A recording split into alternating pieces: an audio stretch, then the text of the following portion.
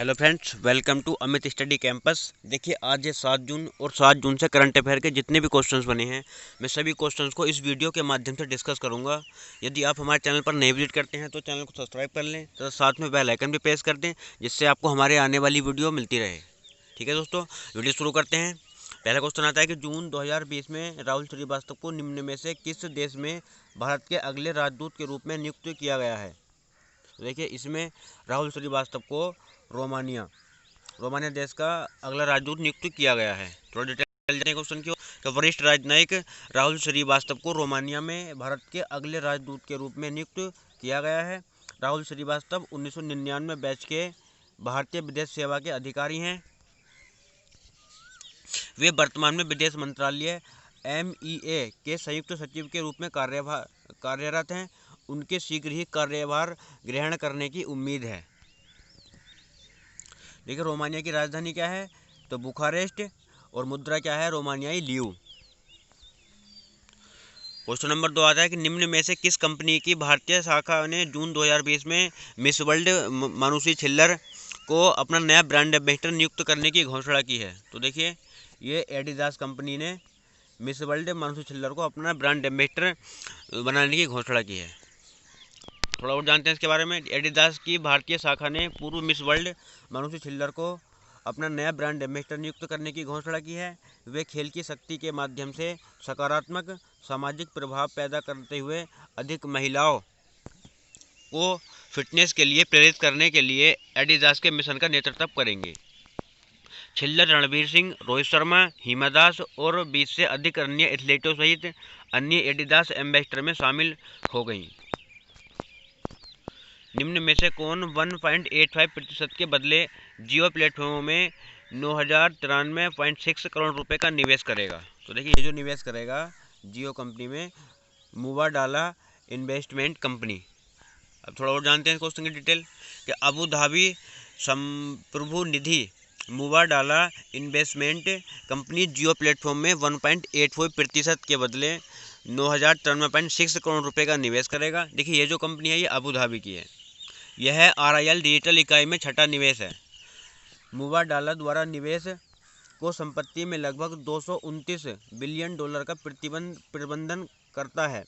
4.91 लाख करोड़ रुपए के इक्विटी मूल्य और 5.16 लाख करोड़ रुपए के उद्यम मूल्य पर जियो द्वारा जुटाई गई कुल राशि 87,655.35 करोड़ रुपए है।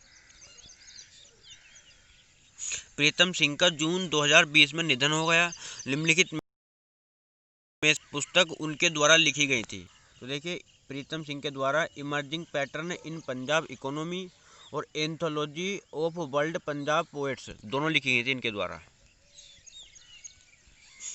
और जानते थोड़ी तो क्वेश्चन की डिटेल कि प्रशंसित प्रबंधन गुरु और पद्म श्री पुरस्कार से सम्मानित प्रीतम सिंह, देखिए ये जो है पद्म श्री पुरस्कार से भी सम्मानित किया गया था इनको, का जो है जून 2020 में निधन हो गया है।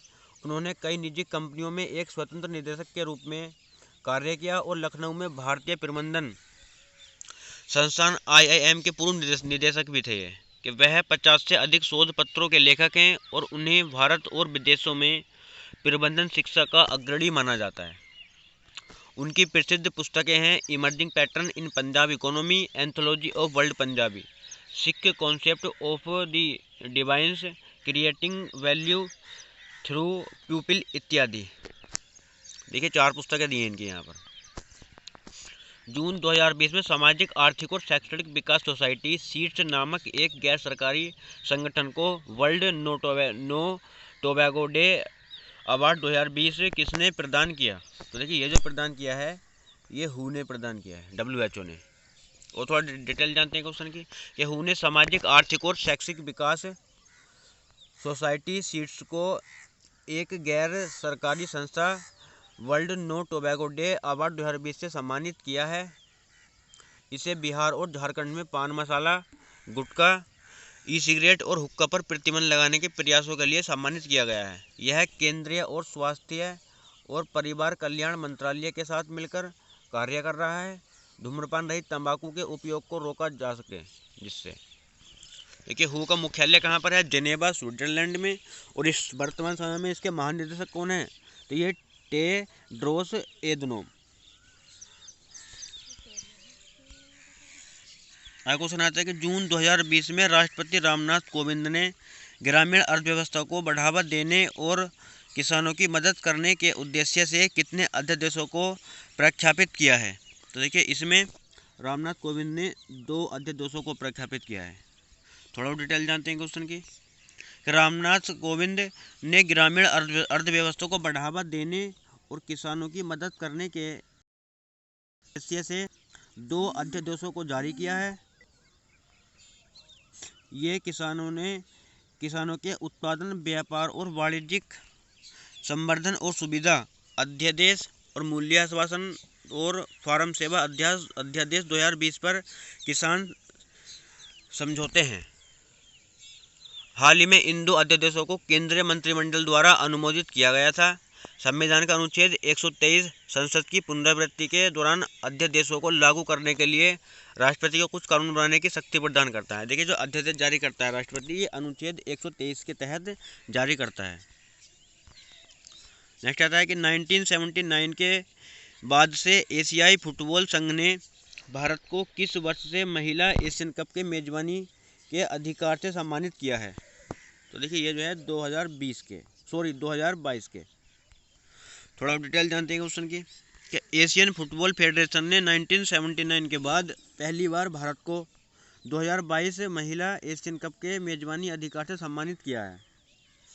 एएफसी महिला फुटबॉल समिति की बैठक में यह निर्णय लिया गया कि फरवरी 2020 में एएफसी महिला फुटबॉल समिति ने भारत को मेजबान बनाने की सिफारिश की थी। टूर्नामेंट संभवतः 2020 के उत्तरार्ध में आयोजित किया जाएगा। एएफसी का मुख्यालय कहाँ पर है? तो कुआलालंपुर, मलेशिया में। नेक्स्ट आता है कि विश्व पर्यावरण दिवस 2022 के अवसर पर #ICommit अभियान की शुरुआत किसने की है। तो देखिए #ICommit की जो शुरुआत की है ये RK सिंह ने की है। थोड़ा डिटेल जानते हैं क्वेश्चन की कि बिजली मंत्री RK सिंह ने विश्व पर्यावरण दिवस के अवसर पर #ICommit अभियान की शुरुआत की है। यह एनर्जी एफिशिएंसी सर्विसेज लिमिटेड द्वारा संचालित है। यह भारत के लिए एक नई ऊर्जा का निर्माण करने के लिए सरकारी और निजी कंपनियों के विविध स्पेक्ट्रम को एक साथ ला सकता है। यह पहल एक ऊर्जा तन्यक भविष्य के निर्माण के विचार पर केंद्रित है।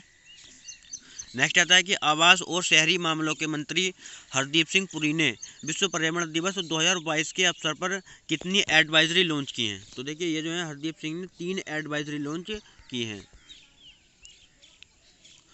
नेक्स्ट आता है कि निम्नलिखित में से किस मंत्रालय ने जून 2020 में मेरा जीवन मेरा योग अंतर्राष्ट्रीय वीडियो ब्लॉगिंग प्रतियोगिता शुरू की है। देखिए ये जो शुरू की है ये आयुष मंत्रालय ने शुरू की है। थोड़ा डिटेल जानते हैं क्वेश्चन की।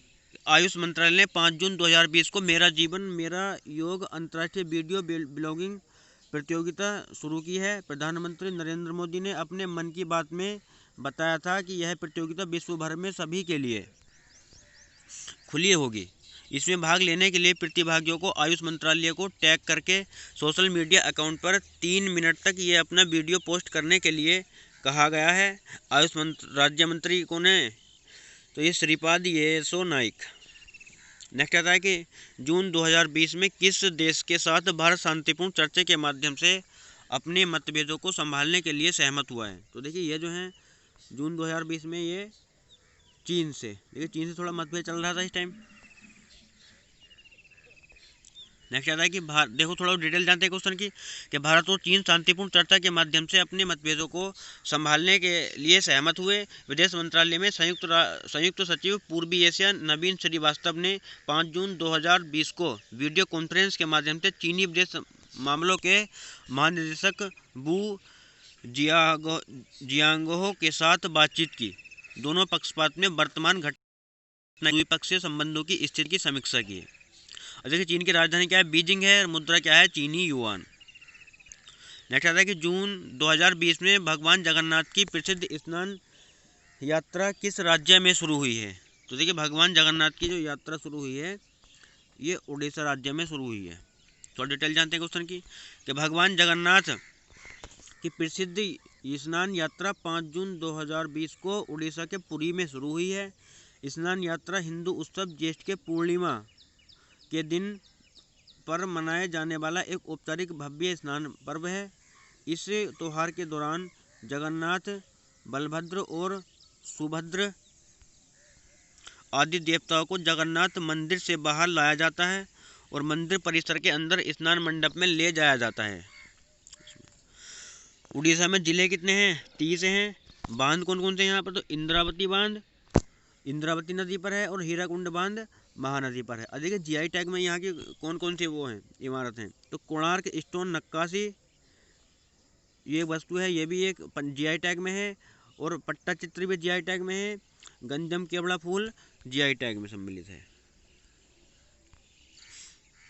नेक्स्ट आता है कि संयुक्त राष्ट्र रूसी भाषा दिवस हर वर्ष 6 जून को मनाया जाता है। यूनेस्को द्वारा संयुक्त राष्ट्र रूसी भाषा दिवस किस वर्ष से स्थापित किया गया? तो देखिए ये जो है 2010 से स्थापित किया गया था। थोड़ा और डिटेल देखते हैं क्वेश्चन की कि संयुक्त राष्ट्र रूसी भाषा दिवस हर वर्ष 6 जून को मनाया जाता है। संयुक्त राष्ट्र ने इस दिन रूसी साहित्य के जनक के रूप में मान्यता प्राप्त अलेक्जेंडर पुश्किन के जन्मदिन को चिन्हित किया गया था। देखिए ये जो मनाया जाता है ये अलेक्जेंडर पुश्किन के जन्मदिन पर मनाया जाता है। संयुक्त राष्ट्र रूसी भाषा दिवस 2010 से संयुक्त राष्ट्र शैक्षिक, वैज्ञानिक और सांस्कृतिक संगठन द्वारा स्थापित किया गया है। रूसी सबसे व्यापक रूप से बोली जाने वाली स्लाव भाषा है। देखिए रूस की राजधानी क्या है? मॉस्को है। और मुद्रा क्या है? तो रूसी रूबल है। नेक्स्ट आता है कि किस राज्य में जून 2020 में सामाजिक न्याय और विकलांग कल्याण निदेशालय के परिसर में थैंक्स मोम नामक एक वृक्षारोपण पर अभियान शुरू किया गया है? तो देखिए ये जो है थैंक्स मोम वृक्षारोपण ये मध्य प्रदेश राज्य में शुरू किया गया है। थोड़ा वो डिटेल जानते हैं कि मध्य प्रदेश में जिलों की संख्या कितनी है? 52 है। और देखिए यहाँ पर बांध जो हैं ये बाणसागर बांध सोन नदी पर है, भीमगढ़ बांध वैनगंगा नदी पर है, गांधी सागर बांध चंबल नदी पर है, इंदिरा सागर बांध नर्मदा नदी पर है, ओंकेश्वर बांध नर्मदा नदी पर है। थोड़ा और जानते हैं कि जीआई टैग में कौन कौन सी वस्तुएं हैं यहाँ पर? तो चंदेरी फैब्रिक, इंदौर के चमड़े के खिलौने और रतलामी सेब ये जो है जीआई टैग में है। नेक्स्ट आता है कि जून 2020 में डीएलएफ के नए अध्यक्ष के रूप में किसे नियुक्त किया गया है? तो देखिए ये जो है राजीव सिंह को नियुक्त किया गया है। और ये किसका स्थान लेंगे? ये केपी सिंह का स्थान लेंगे। थोड़ा डिटेल जानते हैं क्वेश्चन की कि डीएलएफ ने 4 जून 2022 को केपी सिंह की जगह उपाध्यक्ष राजीव सिंह को नया अध्यक्ष नियुक्त किया है। केपी सिंह अध्यक्ष एमेरिटस के रूप में एक गैर कार्यकारी भूमिका में बने रहेंगे। देखिए ये जो केपी सिंह है अब ये एमेरिटिक के रूप में एक गैर कार्यकारी अध्यक्ष के रूप में रहेंगे। गैर कार्यकारी निदेशक कंपनी के अध्यक्ष केपी सिंह 5 दशकों से अधिक समय तक मामलों के शीर्ष पर थे। देखिए डीएलएफ का मुख्यालय कहाँ पर है? नई दिल्ली में और ये भारत में है। नेक्स्ट आता है कि प्रारंभिक चरण में शहरी वन कार्यक्रम के तहत देश के कितने निगमों और शहरों में वन विकसित किए जाएंगे? तो देखिए ये जो है 200 शहरों में वन विकसित किए जाएंगे। ठीक है दोस्तों, आज की वीडियो हमारी यहीं पर समाप्त होती है। जय हिंद जय भारत।